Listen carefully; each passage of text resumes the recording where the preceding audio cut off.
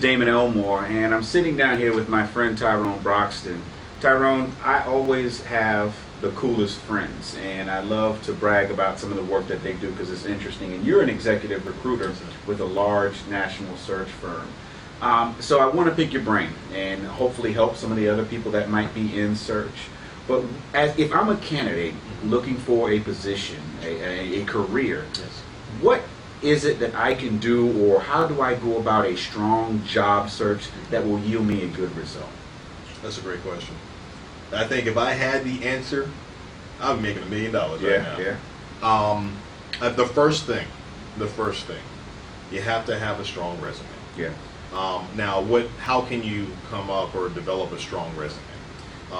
Resumes petrify people. Yeah.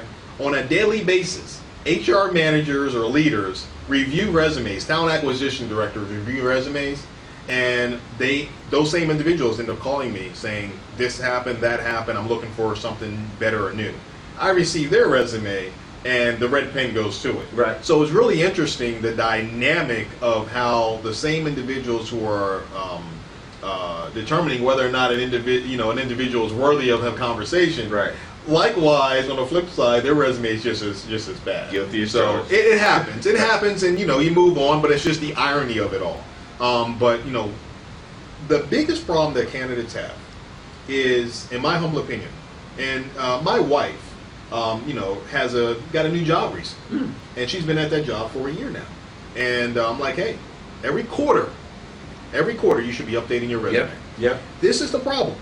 You have a lot of accomplishments, you work on a lot of projects, you start to see results. Right. Now, in your first year with a new job, maybe you don't necessarily start, but you should start taking notes. Right. You should have a spreadsheet or a Word document of what you were able to work on and do. And then as those results start to show later on down the line as they become implemented, now you have some data that you can add to. This is the end result of the project. Right. So very much like the structuring of a sentence. You had your subject, your verb, your direct report, your direct object. Pardon me.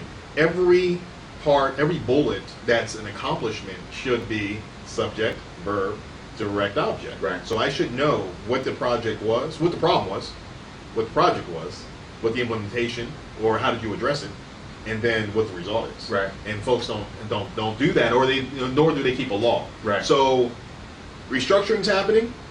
Company's about to get acquired. Next thing you know, I'm getting a phone call, but you're showing me how transactional you are. Right. That does not. I can't do anything. I can't do anything with you immediately. Right. We can work together and try to get this thing shored up. It's been amazing in that regard with the resumes. I've had individuals send me a resume that I completely tear apart. I tell them this is what you need to do. I show them, here's several scrubbed resumes. Read the Build Your Resume Like a Bacon Cheeseburger article. Right. Here's some other content and information. Review it all. Okay, and here's my resume. Okay, so you can see that I'm eating the same thing that I'm telling you. All right.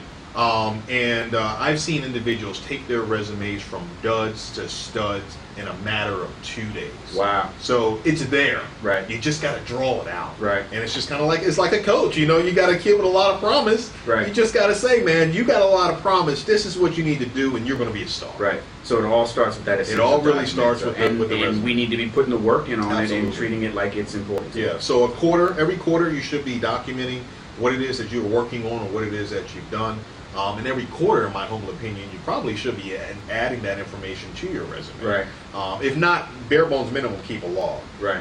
At bare bones minimum, you should be updating your resume twice a year. Yeah. So when you get to the halfway mark of the fiscal year, update it. Right. When you get to the end of the fiscal year, update it. Hopefully you have some data now that you can draw from some of those things you've been working on and put that into your accomplishments. So when the restructuring happens, when the acquisition happens, when the change in leadership happens, and they're cutting heads, you're ready. It's tough to rebuild. Yes. For sure. Good. Well, thanks for giving me that insight. Absolutely. You got to stop bringing up these food analogies, though, man. You make me hungry. So thanks for letting me sit down with you. My absolute pleasure. All Thank right. you very much.